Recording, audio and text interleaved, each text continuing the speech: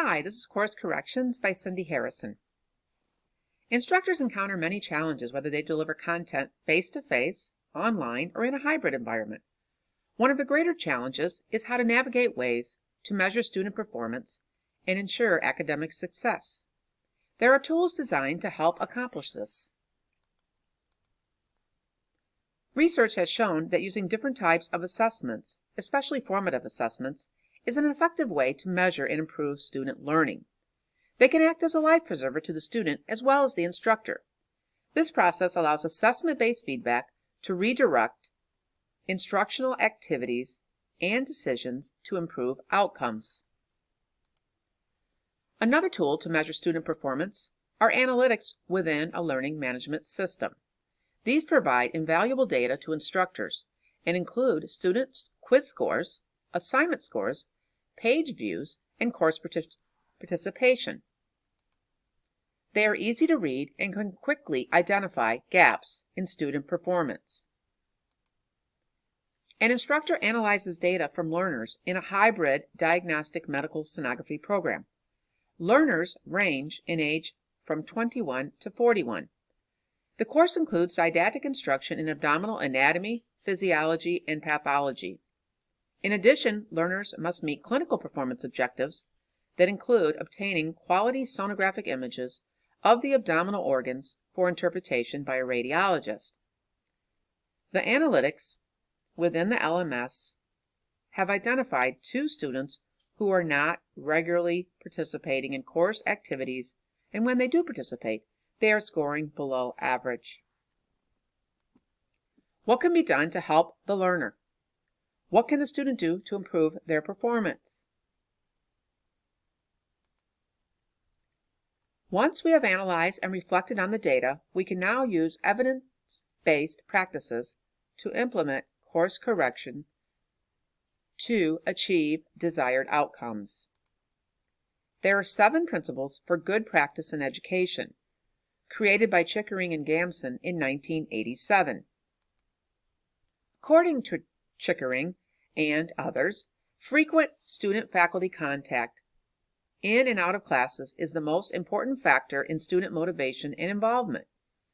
Faculty concern helps students get through rough times and keep on working.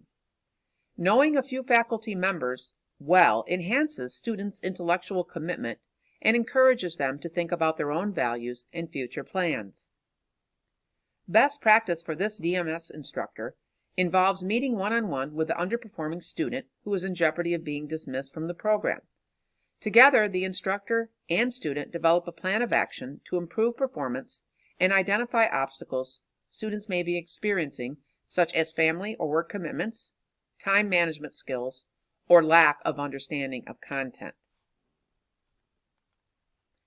In addition, learning strategies, alternative assessments, and active learning are promoted as social learning is invaluable, especially in a hands-on profession such as sonography. Learners are instructed to form study groups. They are also required to document additional time scanning each other in ScanLab and are assigned to complete peer evaluations weekly. Prompt and detailed feedback regarding performance will be provided, as an active interchange between learner and instructor is imperative to engage and guide the learner in the right direction. According to Kakargolu, one of the most important issues in online teaching was giving feedback on time.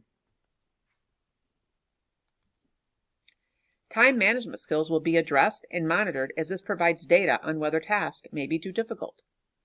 If tasks are too difficult for a specific learner, instructor will present information in smaller chunks, one-on-one tutoring may be warranted, and extra time on task may be granted to meet desired outcomes. Communicating high expectations to students is another good practice. If you permit it, you promote it. Likewise, if you expect more, you will get it. It is important to recognize the different learning styles. Assessments may need to be tailored to harvest the preferences and deliver desired results. According to Kakargolu, attention to student preferences beyond pedagogy is important, especially in relationship to learning styles and personal discipline. Instructors must engage with learners to fully understand their learning styles and identify strengths and weaknesses. Formative assessments help achieve this. Course corrections will always be necessary to navigate the waters and reach the optimal destination. Thank you for your attention.